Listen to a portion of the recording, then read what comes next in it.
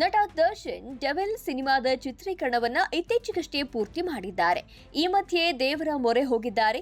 ನಟ ದರ್ಶನ್ ಪತ್ನಿ ವಿಜಯಲಕ್ಷ್ಮಿ, ಮಗ ವಿನೀತ್ ಹಾಗೂ ಧನ್ವೀರ್ ಗೌಡ ಜೊತೆಯಲ್ಲಿ ಕೇರಳದ ಕಣ್ಣೂರಿನ ಪ್ರಸಿದ್ಧ ಮಾಡಾಯಿಕಾವು ಭಗವತಿ ದೇವಸ್ಥಾನಕ್ಕೆ ಭೇಟಿ ನೀಡಿದ್ದಾರೆ.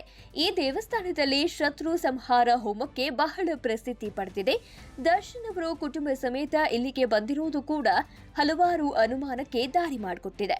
ಈ ದೇವಸ್ಥಾನದಲ್ಲಿ ಪಾರ್ವತಿ ರುದ್ರಕಾಳಿಯ ಅವತಾರದಲ್ಲಿ ಸಂಚರಿಸುತ್ತಾರೆ. ಹೀಗಾಗಿ ರಾತ್ರಿ 8 ಗಂಟೆಯ ನಂತರ ಪೂಜಾರಿಗಳನ್ನ ಹೊರತುಪಡಿಸಿದ್ರೆ ಈ ದೇವಸ್ಥಾನದಲ್ಲಿ ಬೇರೆ ಯಾರೂ ಇರುವಂತಿಲ್ಲ. ಇಲ್ಲಿ ಪೂಜೆ ಮಾಡುವವರಿಗೆ ಮಾಂಸವನ್ನ ಪ್ರಸಾದವನ್ನಾಗಿ ನೀಡಲಾಗುತ್ತೆ.